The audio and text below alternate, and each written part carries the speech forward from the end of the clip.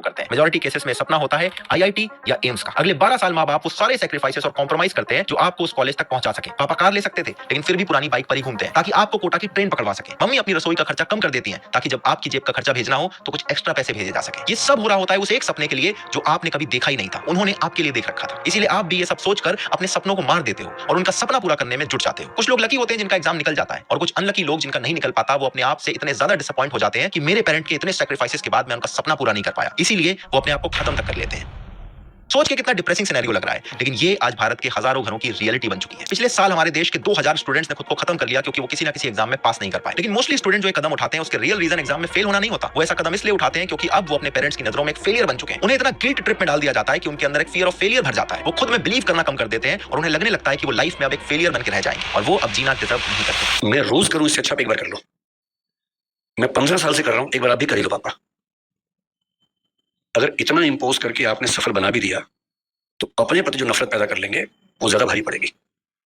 इसलिए बच्चे की खुशी का मतलब है ऑटोनॉमी, उसकी इच्छा का सम्मान। हाँ, जाओ गलत समझाइए, परसुएट कीजिए, कन्विंस कीजिए, दबाव नहीं। ये मैसेज एक फादर ने अपने बेटे को भेजा था जब उन्हें पता चला कि वो यूपीएससी क्लियर नहीं कर पाया। इसमें दो मैसेजेस देखो। एक में लिखा है कि हमें तुमसे अब कोई उम्मीद नहीं है, तुम हमें कुछ नहीं दे पाओगे। जो खुद से डिसअपॉइंट होने वाली बात मैं बता रहा हूं वो इसी का एग्जांपल है। इमेजिन करो कि आपके पेरेंट्स आपको ये बात बोल दें तो आपको कितना ज्यादा वर्थलेस फील होगा। अगले मैसेज में लिखा है कि तुम्हारी औकात सब रिश्तेदारों को पता चल गई है क्योंकि उनके खुद के बच्चे की वर्थ इस बात से डिसाइड होगी कि रिलेटिव या समाज उनके बच्चों के बारे में क्या सोचता है। ऐसी बातें ही बच्चों को एक गलत कदम उठाने पर मजबूर कर देती है और जो बच्चे गलत कदम नहीं उठाते उनके मन में अपने पेरेंट्स के खिलाफ हमेशा के लिए एक नफरत भर जाती है। इनफैक्ट इसीलिए भारत में बहुत सारे बच्चों का रिलेशन अपने फादर्स के साथ कभी अच्छा नहीं हो पाता क्योंकि फादर्स ने कभी ना उनके साथ एम्पैथी शो करी और ना ही उन्हें समझने की कोशिश करी। यूजुअली इंडिया में एक फादर की क्या इमेज है? हार्ड वर्किंग है लेकिन गुस्सा बहुत करते हैं, इमोशन शो नहीं करते, उनके सामने ज्यादा मजाक मस्ती नहीं करनी है, किसी भी चीज के बारे में फाइनल डिसीजन वही ले।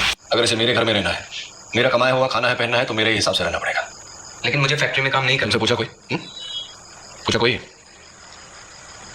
बोल क्या रहे हो? ऐसा लग रहा है ना कि कोई अथॉरिटेटिव सा फिगर है। अगर आपके फादर ऐसे नहीं है तो समझ लो कि आप बहुत लकी हो क्योंकि मोस्टली इंडियन फादर्स के लिए फादर होने का मतलब है प्रोवाइडर होना। खाने पीने के लिए दे दिया, रहने के लिए छत दे दी, पढ़ा लिखा दिया। ऐसा बहुत रेयर होता है कि किसी की अपने फादर के साथ खुल के बातचीत होती हो जहां वो बिना डरे किसी भी चीज को शेयर कर सकते हैं या एटलीस्ट खुल के बोल सकते हैं कि ये मेरे डिसीजन मैं खुद लेना चाहता हूं। और इसीलिए हमारे देश में खासकर लड़कों की अपने फादर्स के साथ बड़ी मिनिमल सी रिलेशन है। दोनों खाली है लेकिन बेटा एक कमरे में बैठा है, बाप दूसरे कमरे में बैठा रहेगा और साथ में भी होंगे तो मोस्टली ऑकवर्ड साइलेंस में भी बैठे रहेंगे या पढ़ाई या करियर जैसी किसी चीज पे बड़ी सीरियस बात होगी। आपने खुद नोटिस किया होगा कि कभी घर पे कॉल करनी होती है तो यूजुअली आप मम्मी या भाई बहन को डायल करते हो। पापा को कॉल करना एक लास्ट ऑप्शन होता है। सब छोड़ो, ये बताओ लास्ट टाइम आपने अपने पापा को हक कब किया था? मोस्टली लड़कों ने शायद अपनी पूरी जिंदगी में कभी ना किया क्योंकि कोई इमोशनल इंटीमेसी कभी डेवलप ही नहीं हो पाती है। भारत में मोस्टली पेरेंट चाइल्ड रिलेशनशिप इसी गिव एंड टेक पे चलती है कि हम पाल पोस कर बड़ा करेंगे तो बुढ़ापे में ही हमारा ध्यान रखेगा, जो कि गलत नहीं है लेकिन ये एक तरह का कॉन्ट्रैक्ट बन जाता है जिसमें टर्म्स एंड कंडीशन भी आ जाती है। जैसे हम तुम्हें बेस्ट एजुकेशन देंगे लेकिन तुम्हें क्लास में टॉप करना पड़ेगा। अगर हमारी पसंद से शादी करोगे तभी इस घर में रह पाओगे और एक आइडियल सन बनकर रहना पड़ेगा जैसे शर्मा जी का बेटा रहता है। आपकी लाइफ में भी कोई पड़ोसी या कजिन जरूर होगा जिससे लगातार आपका कंपैरिजन चलता रहता होगा, लेकिन शर्मा जी के बेटे की रियलिटी भी आपसे ज्यादा डिफरेंट नहीं है। उसके ऊपर भी अपने पेरेंट्स को प्राउड फील करवाने का, उनका नाम रोशन करने का उतना ही प्रेशर है। बस डिफरेंस ये है कि उसका लक उसका साथ दे रहा है, इसीलिए वो आपके पेरेंट्स की नजरों में एक आइडियल चाइल्ड बना हुआ है। आई एम श्योर अगर आप उसके पेरेंट्स से पूछो तो वो उसमें भी कुछ ना कुछ कमियां जरूर निकाल देंगे। एक सर्वे हुआ था जिसमें पता चला कि भारतीय पेरेंट्स के लिए उनका बच्चा करियर में सक्सेसफुल हो ये ज्यादा मैटर करता है इस बात से कि वो लाइफ में कितना खुश है। ये ग्राफ देखो, पेरेंट्स से जब पूछा गया कि बच्चों के लिए वो सबसे ज्यादा क्या वैल्यू करते हैं तो 51 पेरेंट्स ने करियर सक्सेस कहा और 49% ने कहा कि बच्चों की खुशी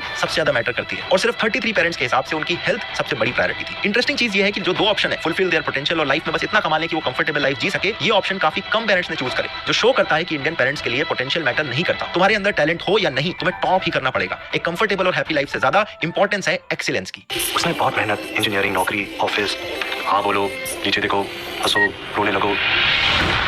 इसी ग्राफ में आप बाकी कंट्रीज को देखोगे तो काफी इंटरेस्टिंग ट्रेंड दिखेगा। चाइना को देखो, 72% पेरेंट्स की टॉप प्रायोरिटी है कि उनका बच्चा एक हेल्दी लाइफस्टाइल लीड करे और 63% चाहते हैं कि उनका बच्चा खुश रहे। यूएस के पेरेंट्स के लिए सबसे ज्यादा बच्चों की हैप्पीनेस मैटर करती है, जबकि करियर में सक्सेस सिर्फ 21% पेरेंट्स के लिए मैटर करता है। सिमिलरली फ्रांस, यूके, ऑस्ट्रेलिया और कनाडा में भी हैप्पीनेस सबसे बड़ी प्रायोरिटी है, जो ये पैटर्न शो करता है कि डेवलप्ड इकोनॉमीज में हैप्पीनेस, हेल्थ और पोटेंशियल फुलफिल करने पर ज्यादा फोकस है, जबकि इंडिया, मैक्सिको, इंडोनेशिया जैसी डेवलपिंग कंट्रीज में करियर सक्सेस या फाइनेंशियल सिक्योरिटी ज्यादा मैटर करती है। बहुत से इंडियंस अपने बच्चों के थ्रू अपने ड्रीम पूरा करने की कोशिश करते हैं, इसीलिए वो बच्चों को एक प्रोजेक्ट की तरह देखते हैं। अभी युवराज सिंह जी का जो इंटरव्यू युवराज सिंह के बारे में आया है उसमें भी उन्होंने बार-बार इसी बात को दोहराया है। मैं ये सोचा था कि मेरे फादर मुझे अप्रिशिएट करेंगे कि मैं गोल्ड जीत के आया, बिकॉज इन योर बुक ना तो सिल्वर ना तो bronze, gold was winning a big thing. And जब आपने मेरे स्केट्स और मेडल फेंक दिया तो I felt very hurt and I felt very sad and I felt कि आपने मेरी जीत को अप्रिशिएट नहीं किया। मैं आपकी फीलिंग्स को समझता हूँ, लेकिन एक बाप होने के नाते मुझे ज्यादा पता है कि मुझे अपने बच्चे से क्या करवाना है, क्योंकि मैं उस दौर से गुजरा हूँ। मैं चाहता था कि तुम क्रिकेट खेलो, क्योंकि उस क्रिकेट का जो ग्लैमर विजन में देख चुका था खेल के इंडिया और वापस आ चुका था। पर आपको कैसे पता था कि मैं इंडिया के लिए खेलूंगा, या क्या गारंटी थी कि that I would finish your dream. तो आपको क्या गारंटी थी कि स्केटिंग खेल के आप वर्ल्ड चैंपियन बनोगे? नहीं, पर एक चीज खुशी तो थी मेरे को उसमें। तो ये छोटी छोटी खुशी है ना, मैं बड़ी खुशी की बात करता हूँ। आज देखो कितनी बड़ी खुशी है, आज दुनिया में तुम्हारा नाम है। हाँ, मैं ये समझता हूँ कि पेरेंट्स को ऐसे नहीं करना चाहिए, लेकिन मैं एक डिफरेंट टाइप का पिता हूँ जो अपनी फैमिली को अपने हिसाब से बच्चों को चलाना चाहता हूँ, और वो चीज को माने या ना माने, इंशाल्लाह मैंने खुदा की फजल से वही पौधा लगाया जो बहुत बड़ा पेड़ बना है। अब हाँ, किंतु परंतु तो होती रहेगी, ये तो सारी जिंदगी होती है। शायद जो हमारे पेरेंट्स हैं उनके पेरेंट्स के पास रिसोर्सेज नहीं थे, इसलिए उन्हें शायद ज्यादा अपॉर्चुनिटी नहीं मिल पाई, लेकिन वो अपने बच्चों को वो सारी फैसिलिटीज देना चाहते हैं। लेकिन ये बात सिर्फ रिसोर्सेज प्रोवाइड करवाने तक लिमिटेड नहीं होती, क्योंकि जब डिसीजन मेकिंग की बात आती है तो वो पावर अपने हाथ में रखने की कोशिश करते हैं। इंडियन पेरेंट्स अपने बच्चों की लाइफ में इन्वेस्टेड इतना ज्यादा होते हैं कि वो अपने बच्चों के फेलियर को पर्सनली लेने लगते हैं। यानी बच्चा अगर उनकी उम्मीदों पर खरा नहीं उतर पाया तो वो उसे खुद का एक पेरेंटिंग फेलियर मानने लगते हैं। हमारी परवरिश में ही शायद कोई कमी रह गई होगी। ऐसी बातें आपने बहुत बार सुनी होगी। ये वीडियो शायद आपने देखी होगी, इसमें एक लड़की एग्जाम सेंटर पर टाइम पे नहीं पहुंच पाई, इसलिए उसकी मां बेहोश हो गई। अब बच्ची को पेरेंट्स संभाले, इसकी जगह बच्ची मां बाप को संभाल रही है। क्यों? क्योंकि बच्चों से ज्यादा इन्वेस्टेड उनकी लाइफ में उनके पेरेंट्स हैं। इंडियन पेरेंट्स की समाज में इज्जत बनी रहे, इसका बर्डन भी बच्चों पर ही होता है। यानी किससे शादी करनी है, कब करनी है, ये सब भी पेरेंट्स ही डिसाइड करेंगे। लव मैरिज, इंटरकास्ट मैरिज की वजह से तो कितनी फैमिलीज अपने बच्चों से हमेशा के लिए रिश्ते खत्म कर देती है। ये चीज क्या शो करती है कि इंडियन पेरेंट्स के लिए अपने बच्चों की खुशी से ज्यादा वैल्यू सोसाइटी के वैलिडेशन की है। अगर आपने अरेंज मैरिज की है तब भी आपको उनके ही बताए तौर तरीकों से चलना पड़ेगा, क्योंकि मोस्टली हाउसहोल्ड्स में आज भी बेटा बहू पेरेंट्स के साथ ही रहते हैं, जो कि सबसे बड़ा कलेश का कारण बनता है। पहले साथ में रह लेते थे क्योंकि टाइम अलग था, गांव में बड़े बड़े घर हुआ करते थे, विमेन काम करने बाहर नहीं जाती थी और मेन की लाइफ में भी इतना स्ट्रेस नहीं होता था। आपने सुना होगा कि पहले लोग सरकारी नौकरी छोड़कर आ जाते थे, जबकि आजकल लोग प्राइवेट नौकरी के लिए भी इतनी मारामारी कर रहे हैं। कॉस्ट ऑफ लिविंग इतनी ज्यादा बढ़ चुकी है, एवरीडे स्ट्रेस हमारी लाइफ में इतना ज्यादा है। आजकल हस्बैंड वाइफ दोनों काम करते हैं तब जाके घर चल पाता है। ऐसे में उन्हें अपना स्पेस भी चाहिए होता है और प्राइवेसी भी, स्पेशली ऐसे कपल जो न्यूली मैरिड है। मैं ये नहीं कह रहा कि दूर चले जाओ,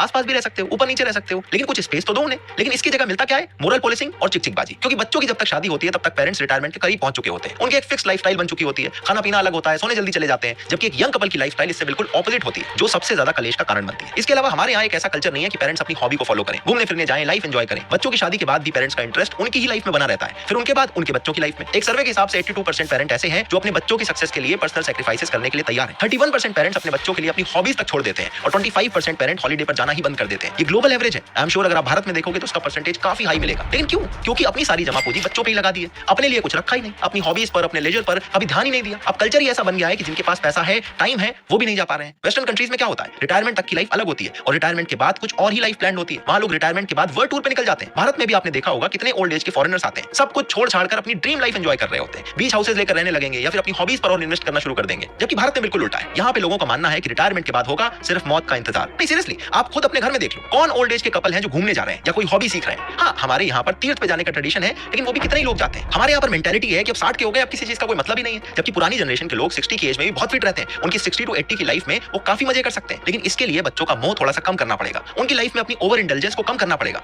जो ये नहीं कर पाते। अपने एंटरटेनमेंट को, अपनी फुलफिलमेंट को अपने बच्चों की लाइफ में ढूंढना बंद करना पड़ेगा। वो भी नहीं चाहते कि आप मरते टाइम तक उनकी हैंड होल्डिंग करते रहो, अपने डिसीजन उन्हें खुद लेने दो। इससे वो अपनी गलतियां ओन करना सीखेंगे और आपकी लाइफ में भी शांति बनी रहेगी। और इसीलिए मैं कहता हूं कि दो चीजों पे सबसे ज्यादा स्ट्रेस देने की जरूरत है। एक तो अपने बच्चों को खुद का करियर डिसाइड करने दो, कम कमाएंगे लेकिन खुश रहेंगे, कम से कम कोई गलत डिसीजन तो नहीं लेंगे और ना ही उसके फेलियर का ब्लेम आपके ऊपर आएगा कि आपने जबरदस्ती करके करवाया था। दूसरा शादी का डिसीजन है, वो भी उन्हें खुद लेने दो। जबरदस्ती शादी करवाओगे तो उसे चलाने की रिस्पॉन्सिबिलिटी लड़के लड़की की नहीं होगी, आप पेरेंट्स की हो जाएगी, क्योंकि आप नहीं करवाई थी। और आजकल शादियां वैसे भी नहीं चल रही हैं, divorce rate all time high पर है। अभी कमेंट्स में देख लेना, कितने सारे लोग लिखेंगे शादी करनी ही क्यों है, क्योंकि उन्हें पता है कि पेरेंट्स लव मैरिज के लिए मानेंगे नहीं और अरेंज मैरिज ही करवाएंगे, और उसमें भी पता है कि पता नहीं कौन सा पार्टनर मिले, कंपैटिबल हो या ना हो, इसलिए शादी मत करो। तो अगर ये दो डिसीजन पेरेंट्स अपने बच्चों को लेने दें और अपने खुद की लाइफ को थोड़ा एंजॉय करना सीख लें तो शायद हमारी लाइफ की 80%